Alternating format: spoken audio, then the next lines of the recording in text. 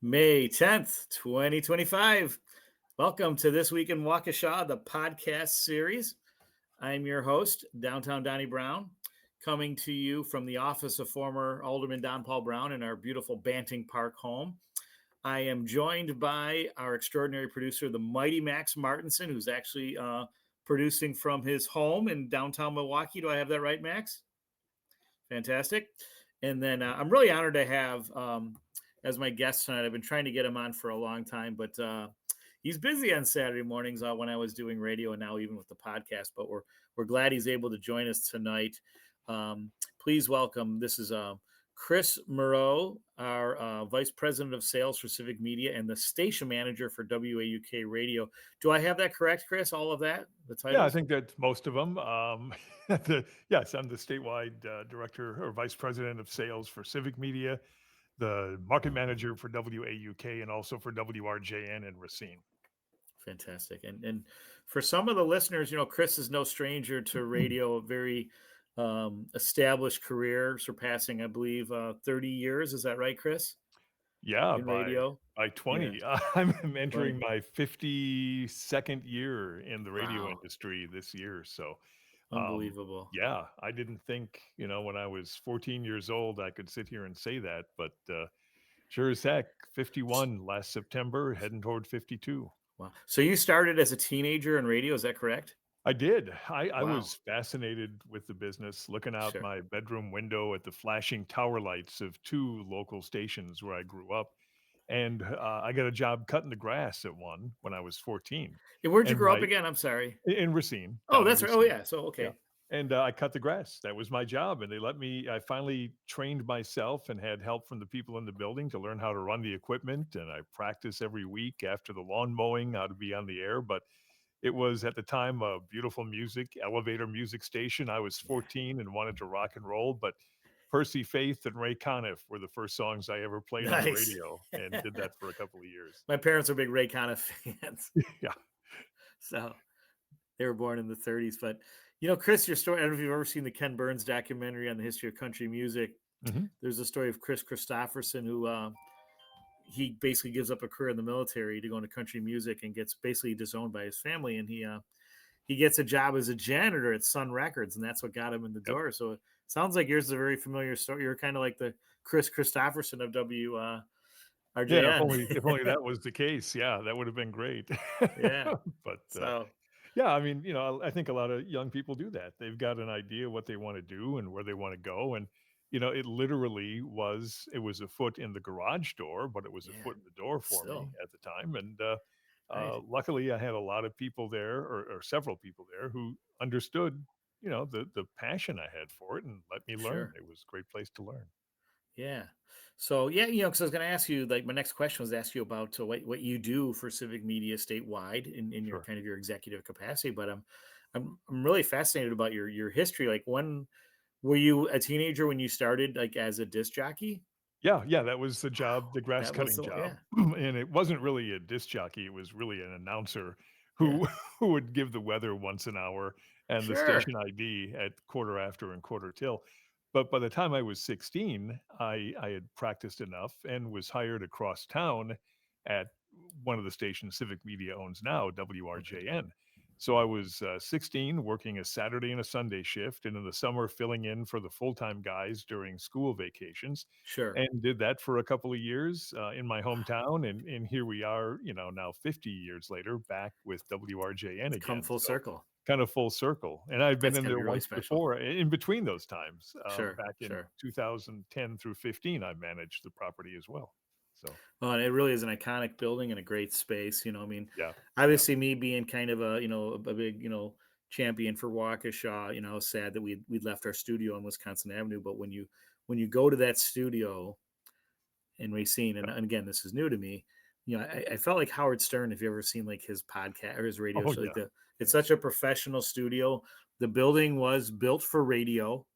And 50 years later, it not only survives the test of time, but it's really a fantastic facility. And the point of WAUK studios leaving downtown Waukesha doesn't take away from the effect that WAUK still covers Waukesha. Yeah. And when companies like Civic Media grow, you find ways to consolidate the assets you own, Yeah. right? And that was the perfect place to do that. Plenty of Yep. room and technically a great place to be.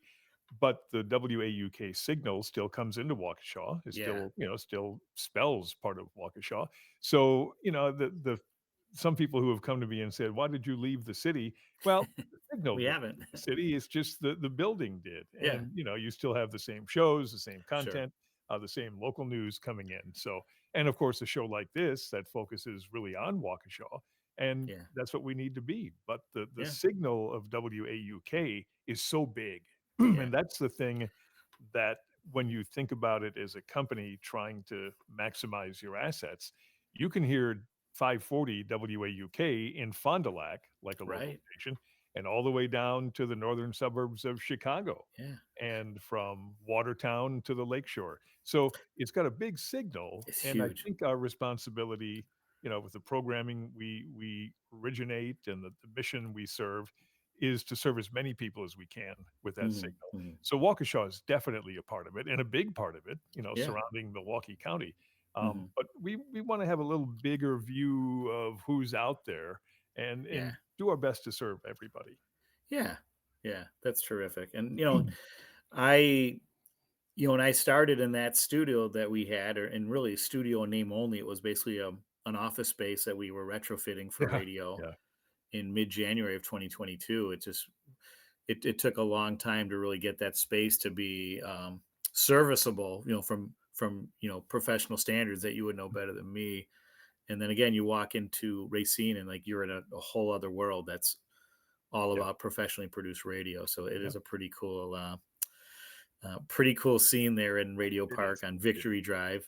So yeah, so that's great. But um, what do you do for Civic Media statewide? Tell us more. For the Well, my Waukesha listeners, my what? primary function for the corporation is to find opportunities to give local businesses in all the markets that Civic Media is in a voice on the air through advertising and marketing campaigns.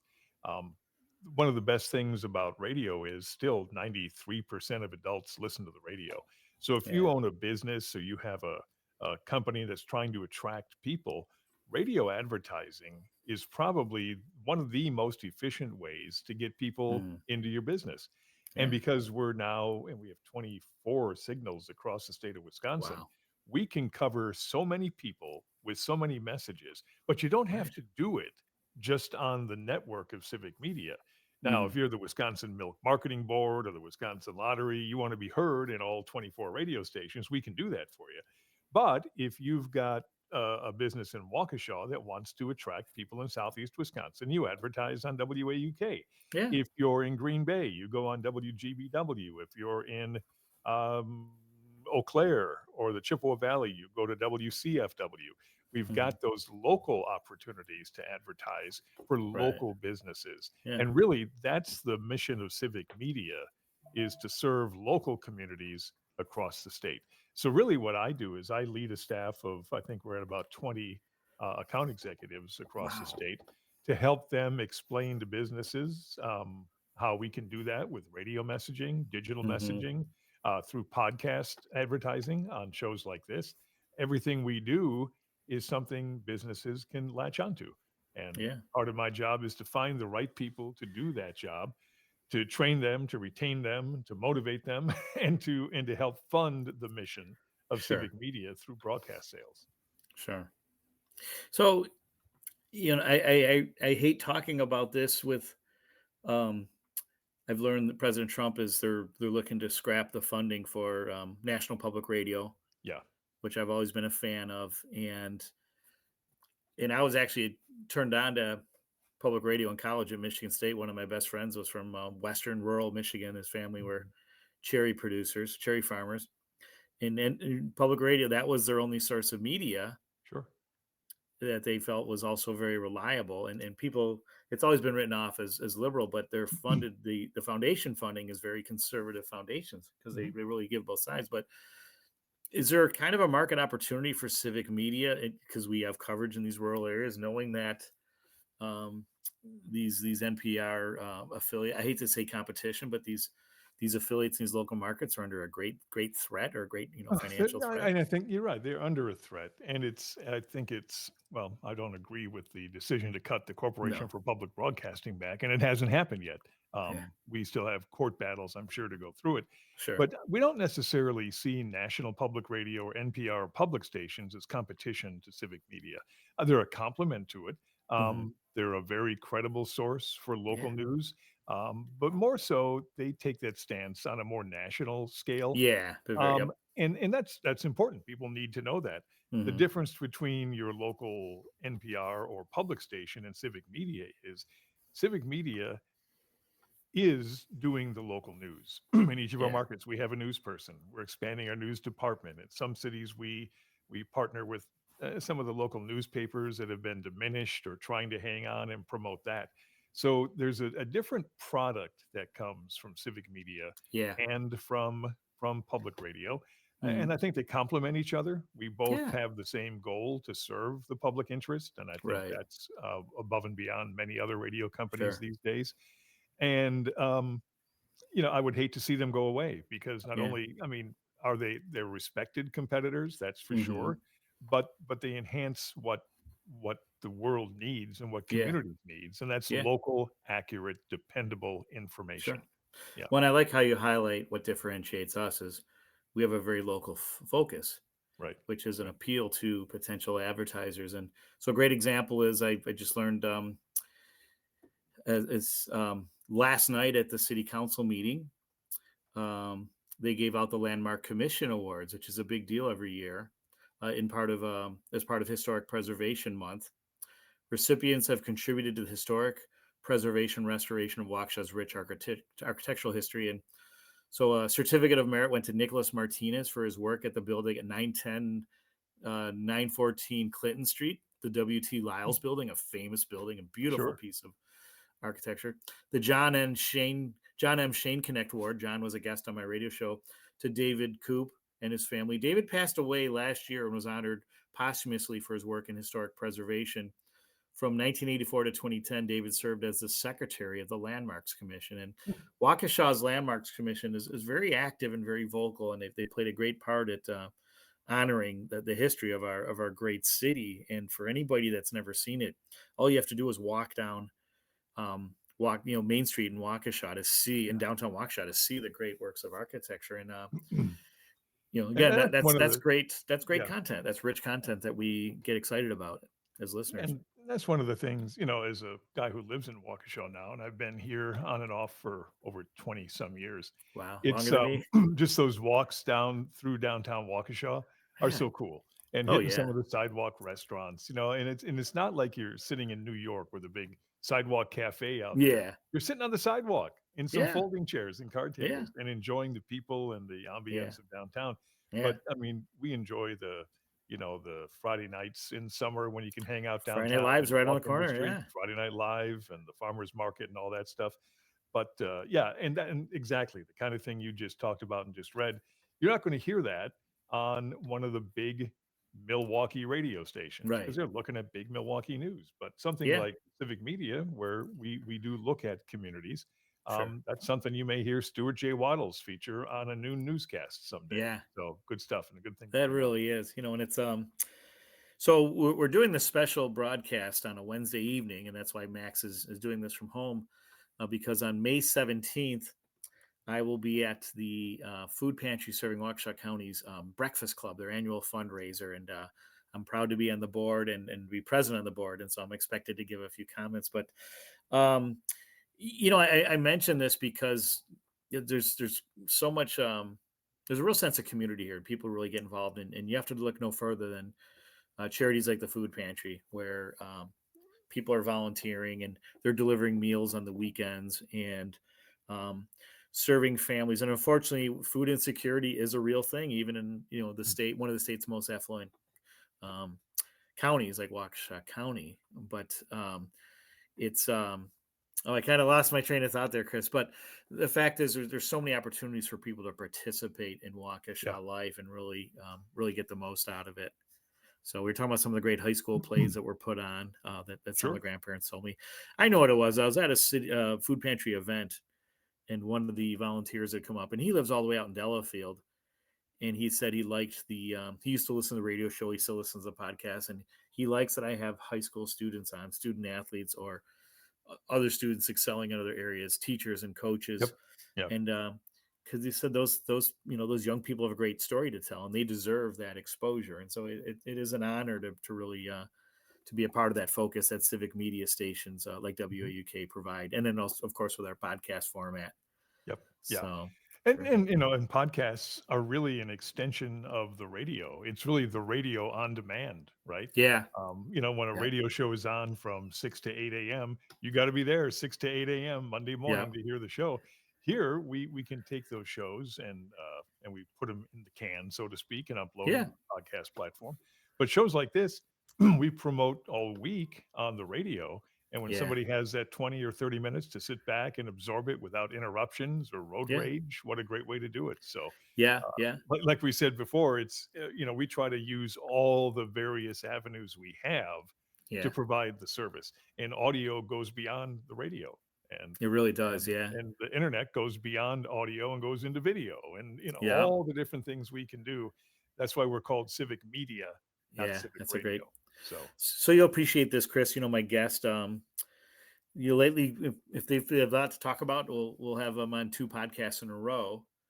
And so last week I had Kelly Piasek, who is she's president of the school board, mhm, and she's considered a controversial figure because her politics, very very right of center. But there's a whole other side to her. She's a very devoted professional in research and mental and behavioral health. She basically established the research center, Rogers Behavioral Health, hmm, and doing some really groundbreaking work there, by the way. And so, since May is Mental Health Awareness Month, it was a real great opportunity for people to see this other side of her and the work that she's doing and how important it is in the areas of mental sure. health, which obviously is um, we're peeling away at that's like knocking that stigma away Yep. that families still experience about mental health.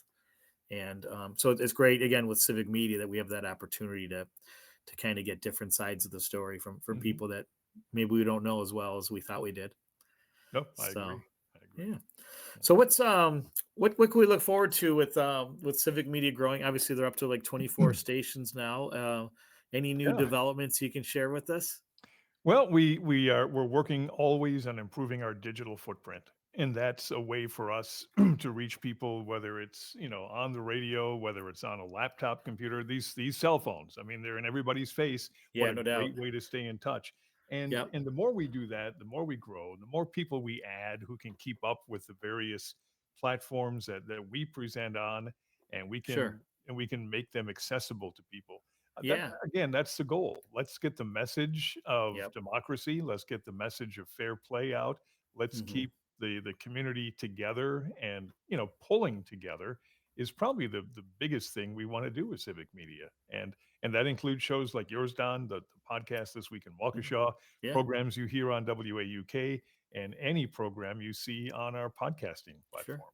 So And I see your Earl Earl Ingram. I almost called him. I either call him Earl Campbell or Earl Weaver. Like we always used to joke no, about that in the radio days. Earl But now Ingram. he has now left the radio ranks and joined us here in the podcast world. And Yeah. Max was involved in that press conference today, and we're really excited about that. I think Earl's Yeah. going to reach a larger audience, and Earl's um, he's got a mission right now. The lead pipe and the lead paint the city of Milwaukee that extend to the suburbs and all the way yeah, out here. It's a yeah, huge problem that's not being and hasn't been appropriately addressed. It's yeah, going to be, and Civic Media and Earl Ingram are taking the lead on that. And you're going to hear a lot more about it. And it doesn't just affect people in Milwaukee; it's a statewide deal. And we're sure, proud that Earl's taken this on as a mission, and yeah, Civic Media is going to back him up on that all the way. sure.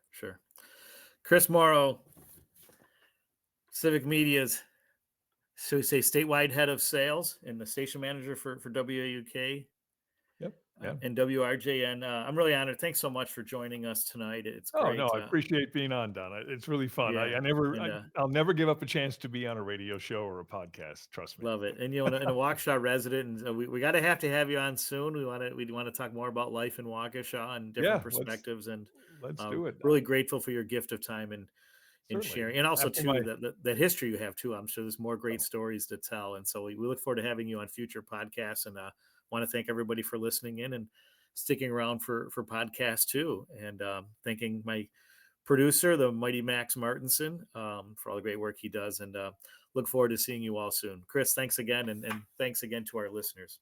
thank you, Don. Thanks, Max.